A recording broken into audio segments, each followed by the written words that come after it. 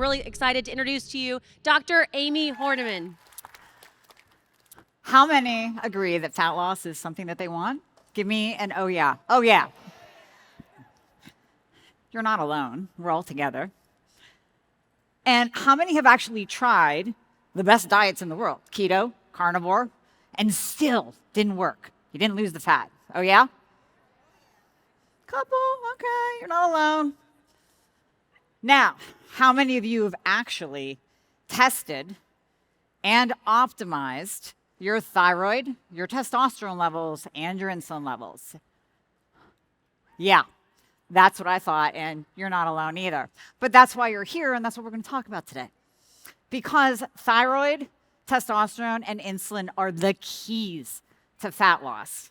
The keys.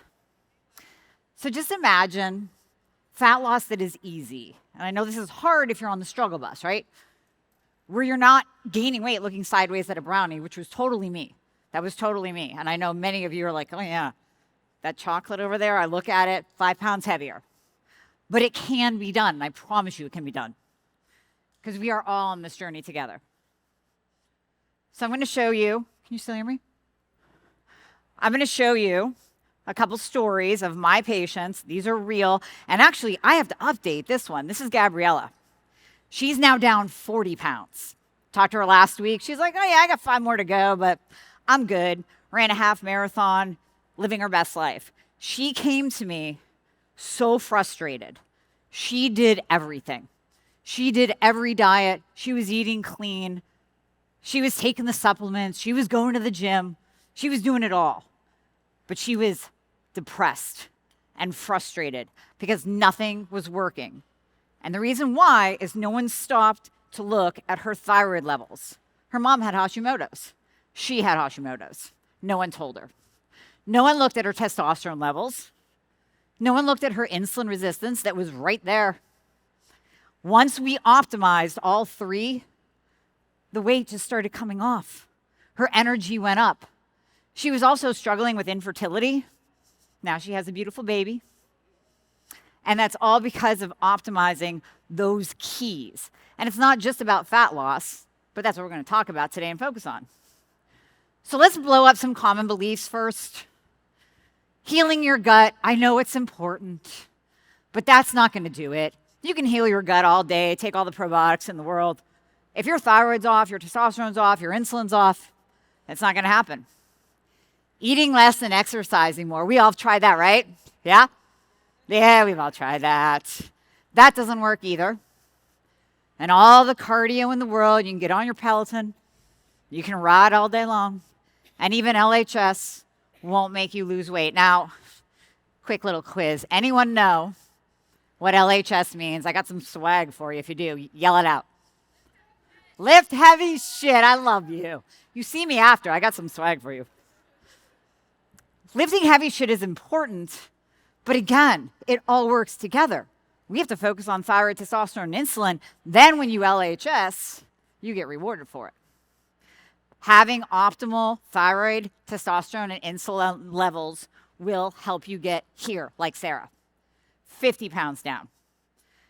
She was the typical 40-year-old woman, goes to her doctor, overweight.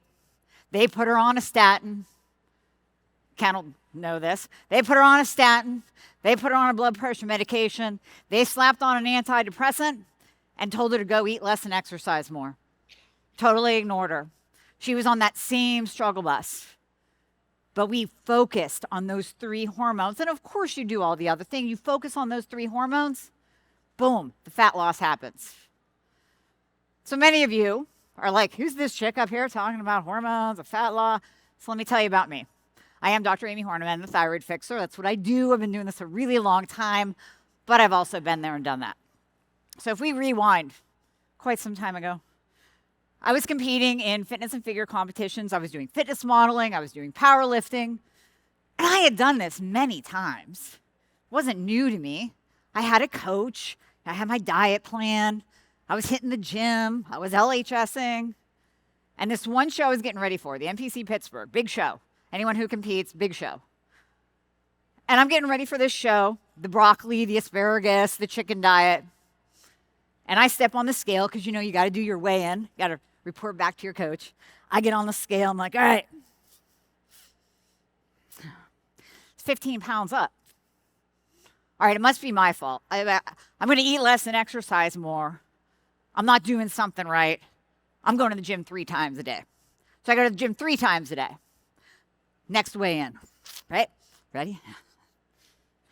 25 pounds up. 25 pounds heavier. Now I'm thinking, all right, there's something wrong with me. Maybe it's me. Maybe I'm not doing enough. But I don't know. There's something going on inside because you know your body. You always know your body. So what did I do? I did what we all do. I go to my doctor. First doctor tells me, you're normal. Everything's fine. And I left there, I thought, I don't feel normal. And 25 pounds on the scale when I'm busting my ass does not really seem right to me. So let's try number 2. You're just looking for something to be wrong with you. Well, yeah, I am. I am because I want an answer to why my body is rebelling against me. And I know some of you feel this way. Next one, you're just getting older. I was in my 20s. You're just getting older. This is going to happen. You just got to get used to it. The next one told me to eat less and exercise more. I told you what I was eating. I told you what I was doing. Not even possible. It's all in your head. And that's where the medical gaslighting comes in. And finally, the 6th doctor told me that 25 pounds isn't that bad. I'm 5'2" on a good day. You know what 25 pounds does?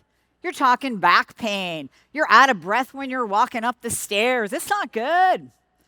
And no, I don't have any before pictures because there was no way in hell I was getting in front of a camera. I was ashamed. I was frustrated.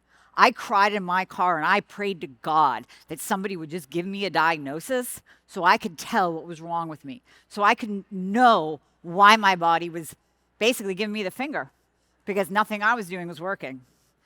The 7th doctor diagnosed me with hypothyroidism. So I left there. I was like, yes, this is awesome. Now I have a name for this, and I have a pill. And I'm going to take this pill, and it's going to work. And 5 months later, nothing happened. Not 1 pound lost. Not 1 hair grown on my head, because I lost hair too. No energy gained until I found functional medicine, my mentor, who took me in and did all the testing for thyroid and hormones, including testosterone and insulin. And when we optimized those, the weight came off. And I got my life back. And that's why I am here now today with you and with many other of my patients, fixing them and giving them their lives back. So let's go over some basics first, because I want you to know what we're talking about. Thyroid key points, just key points. The thyroid is the master gland. It runs the show. It runs every part of your body. It produces 2 hormones, T4 and T3. Now, the important thing to remember is that T4 is inactive. It does nothing. You only have receptor sites on your cells for T3. So every little cell in your body has a receptor site on it for T3 because that's active. That's what gives you metabolism and lets you poop every day and makes you feel good and grows your hair and strengthens your nails. You need that T3. Now, T4, yes, our thyroid gland produces it. It has to do this little conversion. So it has to convert over to become T3. And that's a really tough job to do. Sometimes what happens is T4 takes a different path and it becomes reverse T3. So the thing to remember is reverse T3 equals SAD cells. That's where we'll see a lot of inflammation, and inflammation can cause elevated reverse T3. I'll give you all this at the end, but if you want to take notes, you can take notes. Just remember, T3 active, reverse T3 bad, SAD cells. Now the thyroid controls testosterone and insulin. So we got to start with the master gland, right? The key hormones for thyroid, free T3, we talked about that. Reverse T3 and T2. Now, reverse T3, I'm going to give you a little analogy to remember this a little bit better too. Reverse T3 is like the bouncer at a club. Sitting outside the club, looking at the T3 going, yeah, you're not coming in. Yeah, you're not coming in either. And it's literally blocking that active thyroid hormone from getting to the receptor site on the cell. So you can see we don't want high reverse T3. Now T2, I call it the forgotten thyroid hormone. There's an entire podcast on it. I love talking about it. We'll get into it a little bit more today. But it really is T3 and T2 that make you that badass human that you are meant to be. All right, so T3, metabolically active. We already talked about that. That's what gets to the cell level to increase your metabolism. Reverse T3, we talked about it. It blocks T3. Think of it as the anti-thyroid hormone. Now, T2 is interesting, the forgotten thyroid hormone, because it will increase your basal metabolic rate, the amount of fat that you are burning just sitting here. So you can see how powerful it is.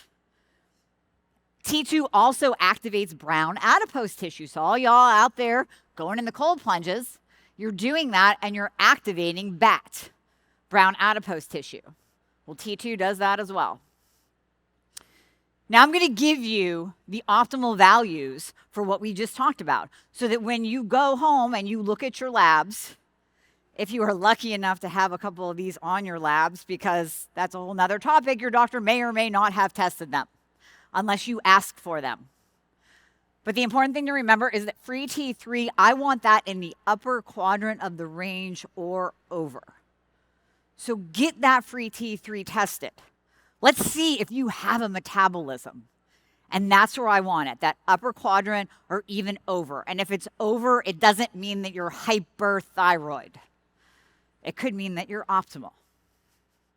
Reverse T3, less than 12, across the board, always, always. UK, Australia, it's going to be less than 12. Now that range goes up to 25. I want you less than 12. T2, there's no commercial test for it. This is a shameless plug for my thyroid fixer, 100%, because I've been studying T2 for 15 years, and I put it in thyroid fixer, 3,5-diethyl-L-thyronine, so we can increase basal metabolic rate and beat this frustrating journey of fat loss that many of us are on. So what can you do to improve your thyroid function?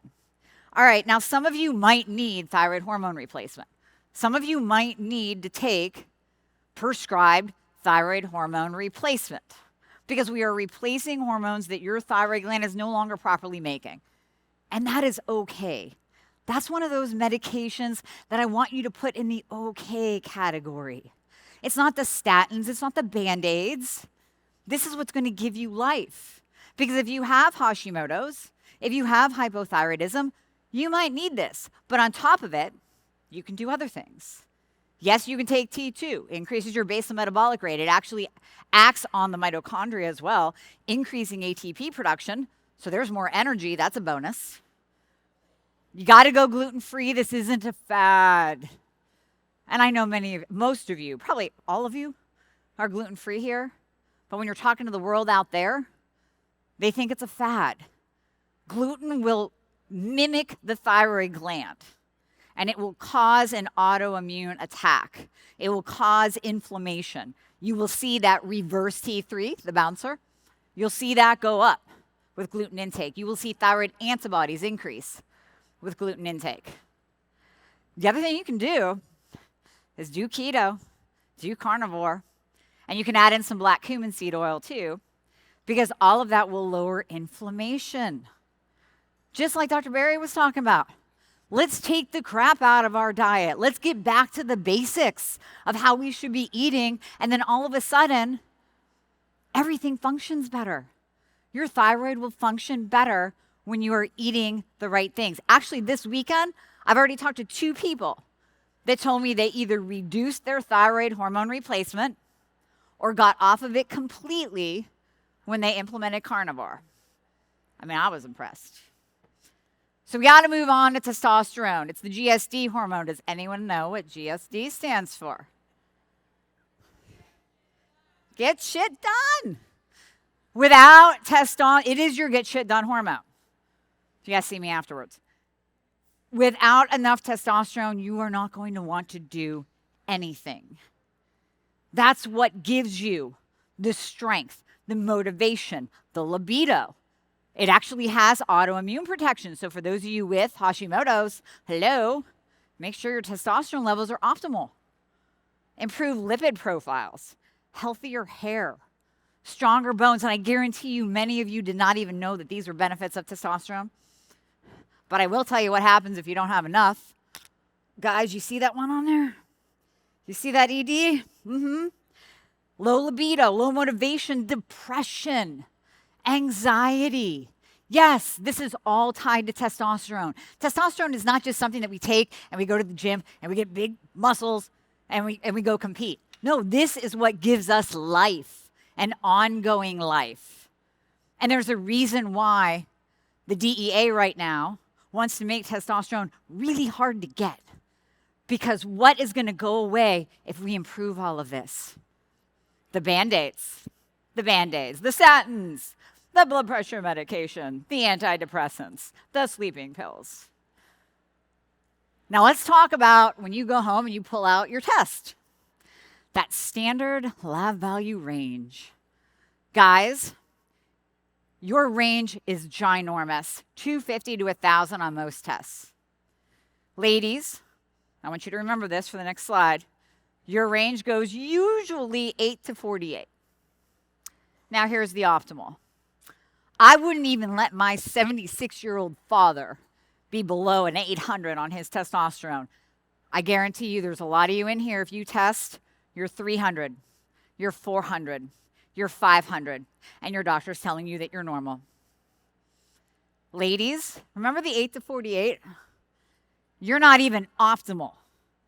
Your standard lab value range doesn't even touch the optimal.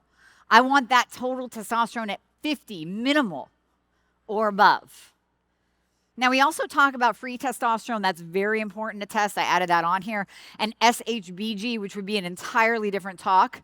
Sex hormone binding globulin, also important for testosterone levels, because if that's high, it's going to bind to your testosterone and basically render it inactive. So we want all of these optimal levels. We want you in the optimal ranges. Now, you're not going to look like this. You're not going to look like this. I hear this from women all the time. It kind of goes along with, well, if I lift heavy, I'm going to get bulky. No, you're not. You're not going to look like this. You could look like this, though. And that's kind of my jam, right? And I guarantee you guys are like, yeah, honey, get some testosterone. So what can you do to increase testosterone? Well, number one, lift heavy shit. That will increase your testosterone naturally. When you leave the gym after actually picking up weights that are not Jay Fonda weights, where you're like, I can do this all day. Go lift heavy. You're going to leave the gym. Your growth hormone's going to be up. Your testosterone's going to be up. Dr. Berry, again, touched on sleep. Let's touch on it again. 7 to 9 hours of sleep. I don't want to hear, well, I do really well on 5. Well, your body doesn't, and your testosterone's going to be low. Yes, you can supplement. There are supplements out there that will naturally increase your testosterone levels. Turkesterone, Fedosia, Tonkat Ali, love that. Tonkat can be taken by men and women. And then finally, keto. And no, it's not just because we're at Ketocon. There are studies that the keto diet actually increases testosterone. For guys, 118 points. That's huge. Just by implementing the ketogenic diet, you can raise your testosterone naturally. So you can see when we stack all this together, oh my God, the benefits are endless. And also tying it together again with the thyroid, testosterone, remember how it helps with autoimmunity? We have a study. We actually can see reduction in autoimmunity, reduction in Hashimoto antibodies when we give guys exogenous testosterone. I know, sorry, ladies, most studies are done on guys.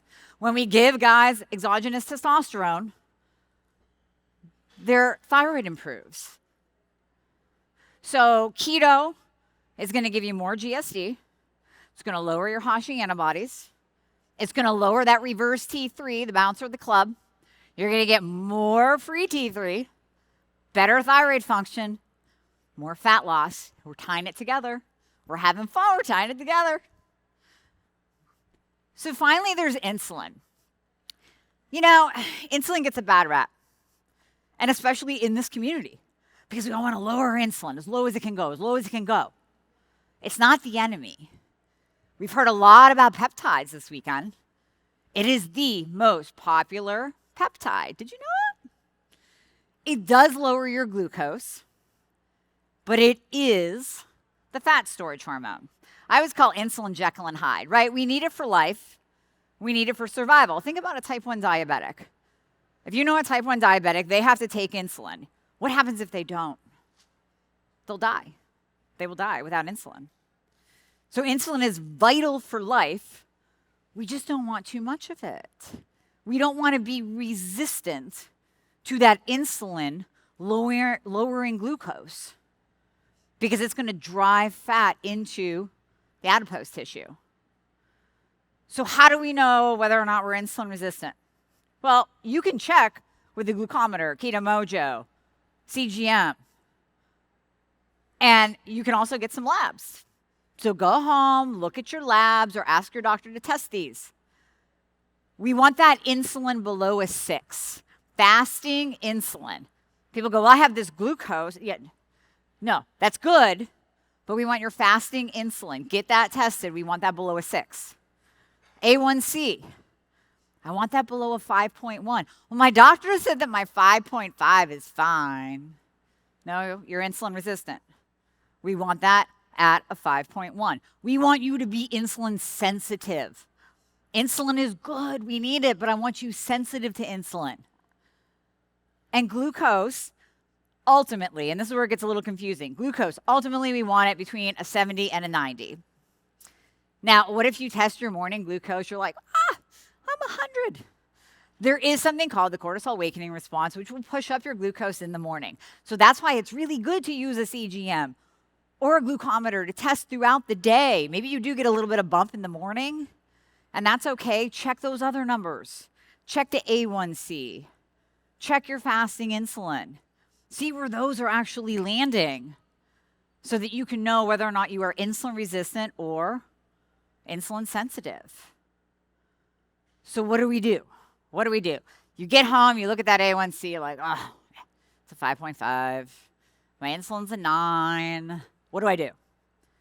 All right, well, lose fat. Okay, well, that's why I'm here, right? When you lose body fat, you actually become more insulin sensitive. LHS, it keeps coming around, right? Lifting heavy really does so much for the body. We're increasing growth hormone, we're increasing testosterone, we're improving our insulin response.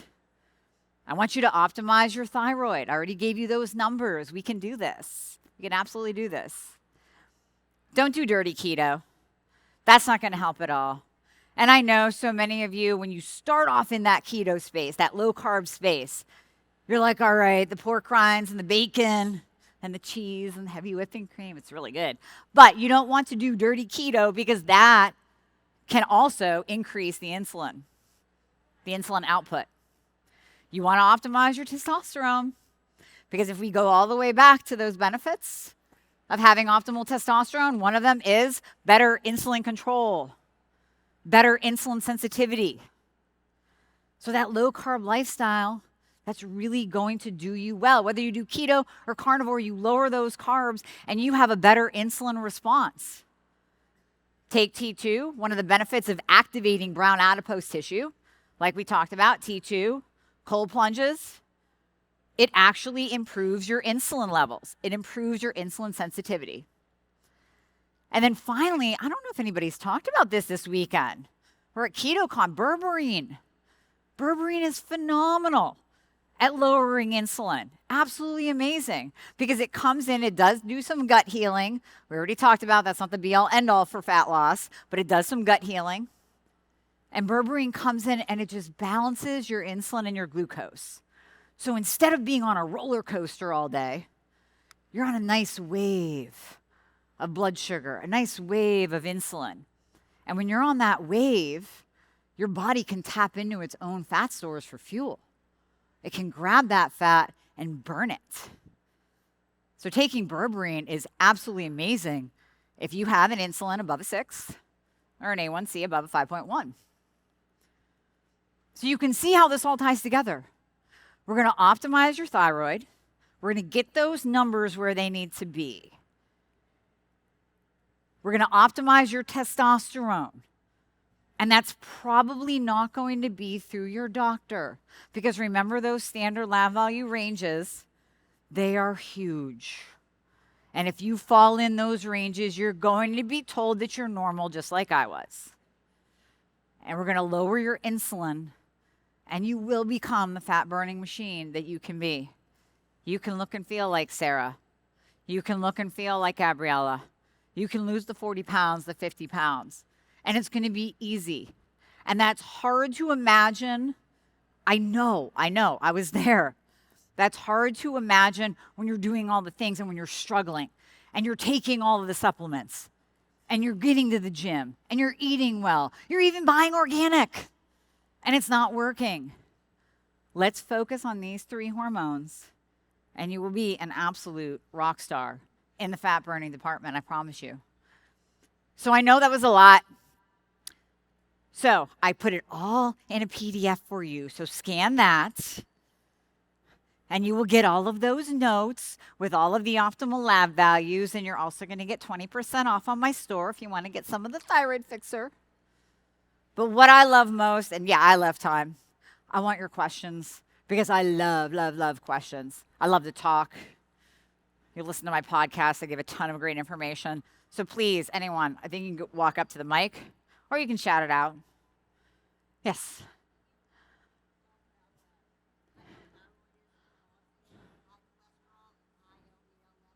Yeah, that's great. Right, that's true. That's true. The question was, can I talk about the thyroid and its connection to cholesterol and how they want to put you on a statin instead of actually addressing what the root cause is, the thyroid, right? So I always talk about the thyroid, insulin, cholesterol triangle. The thyroid is at the top. So we talked about optimizing the thyroid. When we optimize the thyroid, your insulin will get better. We talked about that today. Also, your cholesterol will improve. Now, I could go down a huge rabbit hole of what is high cholesterol. I mean, that's a whole nother talk, right? Because just because you're flagged high doesn't mean that you have high cholesterol and you go on a statin. The total cholesterol used to get flagged above a 300. And now we're even seeing studies that longevity occurs when LDL is higher. So there is a little bit of a, do we really want to lower the cholesterol? Cholesterol is a building block for testosterone. So we don't want to lower it too much. But when we improve testosterone or when we improve the thyroid and we improve insulin, then cholesterol gets better because there is that triangle that occurs. Yeah. Yes, ma'am. Yeah, can you speak a little bit about hyperthyroid? Because you spoke a lot about hypo, but can you talk about hyper and how to deal with that? Hyper, yes. Hyper, yeah, low TSH. Absolutely. So a couple different things with that. So hyperthyroidism is more rare. We normally see more hypo than hyper. So hyper will occur mainly with Graves' disease, which is an autoimmune condition. So in the hypothyroidism, let me go back there really quickly. When we're looking at hypothyroid, low and slow, 95% of hypothyroidism is Hashimoto's. It's the autoimmune form. So it's when your little soldiers, I call them little soldiers, your little soldiers go out and they attack your thyroid gland. Now that occurs with Graves' disease too, except that attack results in a dumping of thyroid hormone. So all of a sudden you'll get super high T3 and T4 values. You'll get super low TSH like you mentioned. But there's something to remember here. Because again, we're kind of going back to what we see in standard labs and conventional medicine think. A low TSH does not mean that you're hyper. And I get that question a lot. I have a Facebook group. It's called Girl Fix Your Thyroid. You can go in there. You can post your labs. I'm in there answering questions. I see that all the time. My doctor told me I'm hyper because my TSH is low. No. When you are hyper, you will know it. You will be, I call it icky and sticky. You'll be jittery and you'll be anxious and you'll feel like you're crawling out of your skin and you'll be sweaty. That's when you're hyper, and your T3 and your T4 will both be elevated along with that suppressed TSH. It's not just the TSH, because that's what docs love to test. They go by TSH, they look at it, that's what they did to me. Oh, wait, you're normal. It's all good. never looked at the other thyroid hormones. And what I also see with hyper is that you swing, right? Just like mom. You swing. Graves to Hashi, Hashi to Graves. And you do this pendulum thing until they take your thyroid out. And then you start all over again at the bottom. Now you're hypo, and we have to rebuild it. So does that answer your question about Graves? I don't see a lot of it, but when I see it, it's usually in conjunction with Hashimoto's. So 2 piggyback questions. One is, so would a low TSH correlate together with a very 25 reverse, free 3? Right. Well, then what does that sound alarms for you, or? Well, it sounds an alarm in that reverse T3 is high and you're in survival mode. So a little bit more on reverse T3. Reverse T3, if you ask your doctor to test it, they'll be like, we only test that in clinical settings. Meaning, if you are in the ICU, if you're in the ER, and you're injured, that reverse T3 will be high because we want it to be high. It's telling your body, you don't need to burn fat right now. You don't need to feel good. You need to survive and heal. So we want it high. Actually, it's pretty pointless to test it in a clinical setting. I want to test it when you're walking around living life. I want to know if you are in survival mode when you're trying to raise a family and take the kids to school and go to the grocery store and go to your job. That's when I want to know whether your reverse T3 is high or not. So that 25 reverse T3, that just dings bells for me because you're in survival mode. Okay. And the last question, would a hyper person benefit from T2, and why? And how does that work? You can if you're hyper and you are battling weight loss. So if you need an improvement in your basal metabolic rate and your energy, yes. But for hyper, I would actually recommend the bioregulators that Nat talked about because those work really well to balance that out. Okay. Yeah, thank you. Thanks. With the TV fixer upper, if you get that under control, was I understanding that would help like a fasting insulin of 14? So say that again, when you get what? If you started on the supplements, is that the best way to get your insulin, your fasting insulin? If it's at 14, is there another way Under to control? bring it down? So whenever I see that elevated insulin in my patients, we're definitely going low carb. 100% we're going low carb. We're going to optimize the thyroid. So that might mean taking thyroid hormone replacement. It might mean taking T2. It probably means adding in berberine for sure. So I would add that in. And then when you do all of that, that's when the beauty happens. You know, when you really are working with someone who knows how to optimize your thyroid if you have a thyroid problem, and then you are changing your diet, you're changing your lifestyle, you're adding in that berberine to create that wave-like pattern, that's when the magic happens. That's when we see that insulin level drop. Thank you. Thank you. Thank you for the presentation. Very, very great presentation. My question is, with respect to, you talk about lift heavy shit that help out with testosterone and insulin. What do you think of blood flow restrictive workouts with respect to that? Yeah, I mean, no, there's definitely science backing that. So I don't know if you guys know Bobby Maximus. He's a MMA fighter. He was in the Ultimate Fighter House. And we were just talking the other day because he's totally natural. And he gets accused a lot of taking testosterone. Not that there's anything wrong with it, but he's built like a brick shit house. So he gets accused a lot. And he treats all of his male clients the same. He does the blood flow restriction, the lifting heavy, the sleeping. Now, occasionally, and this is what we talked about, occasionally you'll have that guy that needs testosterone replacement. But when you're doing all of those things, yes, blood flow restriction, 100%, then we can see all of that working together to raise testosterone levels. It's not going to be one thing, and then here we see 100 to 200 point increase in testosterone, but when you're doing all the things, they all work together. I haven't dove really, really deep down that rabbit hole of blood flow restriction. I hear Ben Greenfield talk about it a lot, but in that context of talking to other trainers that train men especially, yes, it does help. Thank you. Sure, thanks. Hey there. Hi. Thanks for being here. Sure. My question is, are you in general a fan of things like Armour Thyroid, which my understanding is that's desiccated pig thyroid versus something like levothyroxine? Because is that going to have some of the T2 and other benefits? I love this question. Oh, thank thank you. you. Okay, love it. I get this a lot. What's your favorite thyroid hormone replacement? Just because Armour or NP thyroid is under the category of natural desiccated thyroid, yes, we derive it from a pig's thyroid gland. It doesn't mean it's natural. It's still produced by a drug company, and there's absolutely nothing wrong with Synthroid, with Levo, with liothyronine. Here's the thing. We never want T4 alone. It never works. It never, ever, ever works. So if you're just taking Synthroid, if you're just taking Levo, you're probably on the struggle bus with a lot of symptoms. But when you add in liothyronine, which is T3, cytomel lyo, when you add that in, the Synthroid, to Levo, now we see some magic. Or maybe we use Armour. Maybe we use NP. But here's the beauty of thyroid hormone replacement. And here's what I see a lot of doctors miss. It's very personalized. Guess what? We can personalize your medical treatment because we can take NP thyroid or Armour, we can add T3 to it and change the ratio because Armour thyroid is 80% T4, 20% T3. So we can add some T3 in and change that ratio. Now maybe you're on 60% T4 and 40% T3.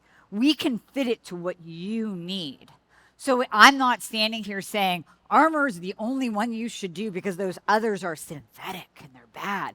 I'm on T3 only. I'm on liothyronine. A lot of my patients take Synthroid and Lyo, and they do great. My favorite thyroid medication is the one that's going to work for you and get you optimized.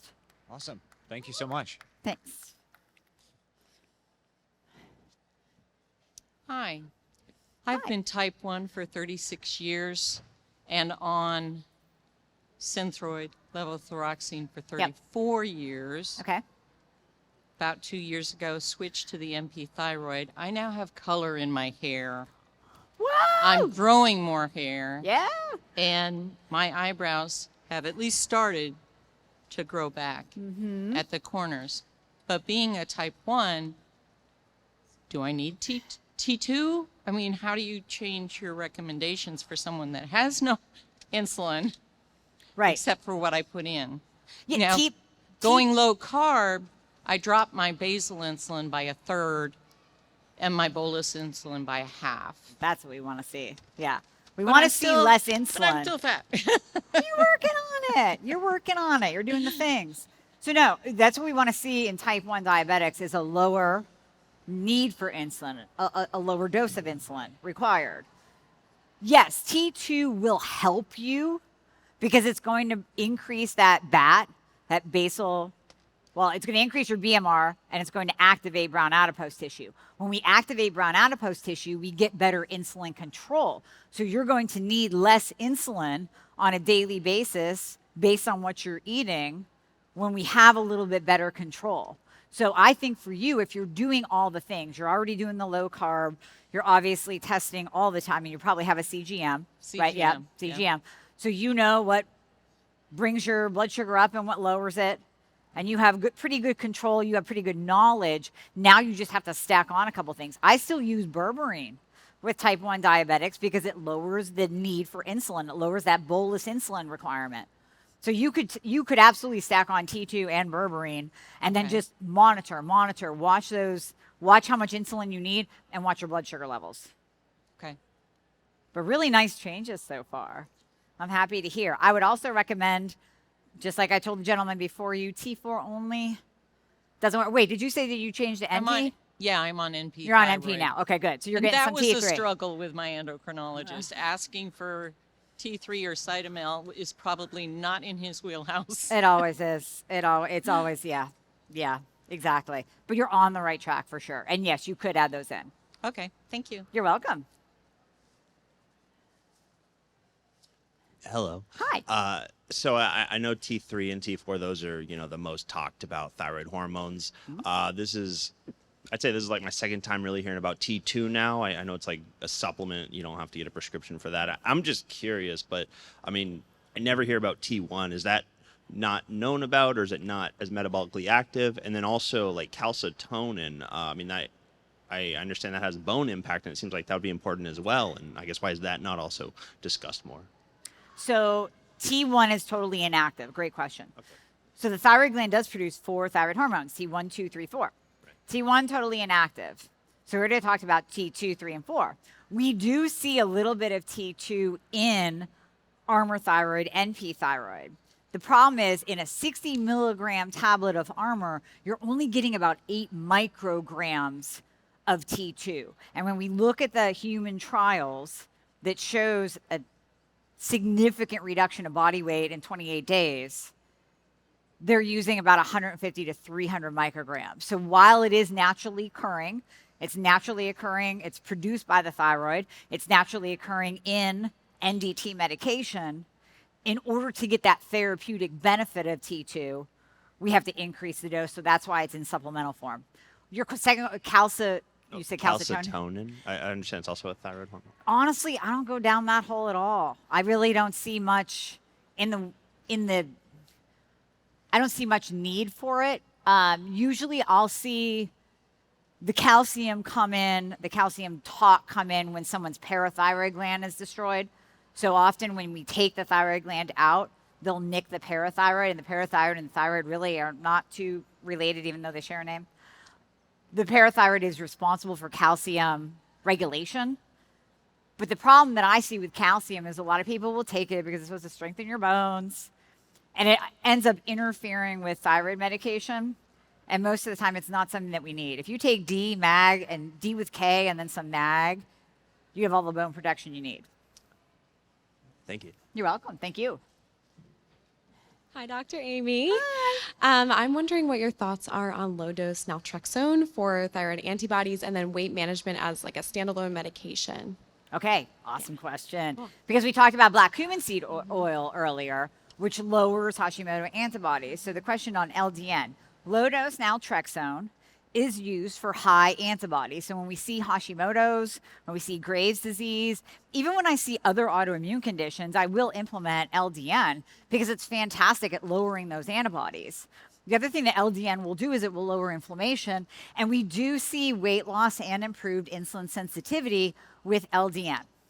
Now, the problem with LDN, some people can't take it. So some people will get very emotional. Some people will get almost like a flat affect where they almost just don't care about anything. Some will experience high cortisol levels from it. So that's why at least we have that black cumin seed oil to lower inflammation and lower antibodies, and we see a lot of good results with that. I'm actually coming out with Hashimoto's Fixer in a couple weeks because we need the black cumin seed oil out there for my LDN people, the people that can't take LDN. But LDN is great.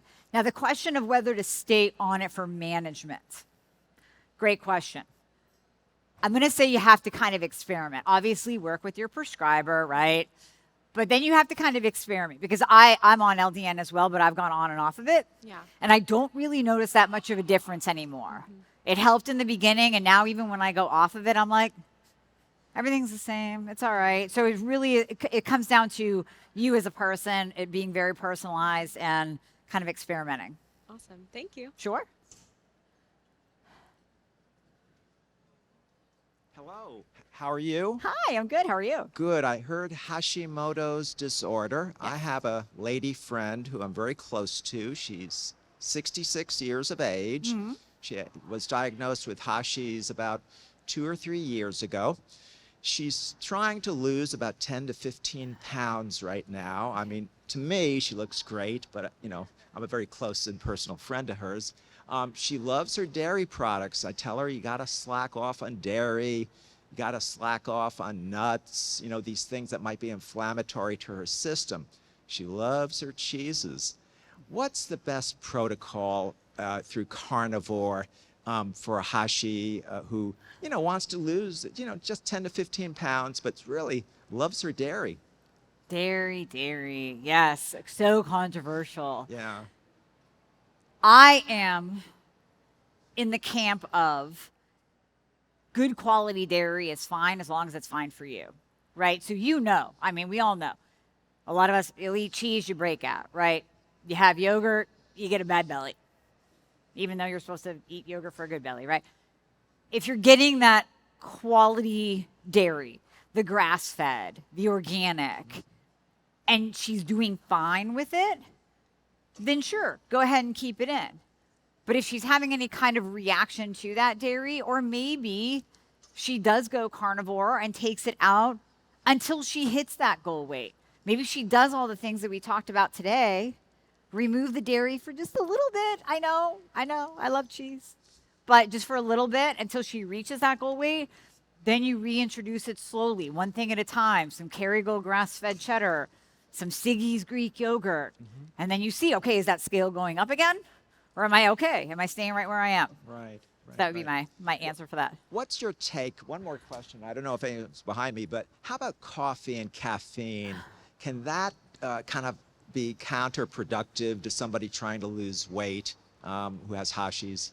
You know, the only issue that I see with coffee or caffeine, number one, the quality of the coffee. Does it have mold? Does it have toxins in it? Of course. Yeah. And then the caffeine itself, if it is increasing your cortisol, then we have a problem, because one of the things that increases reverse T3 is high cortisol.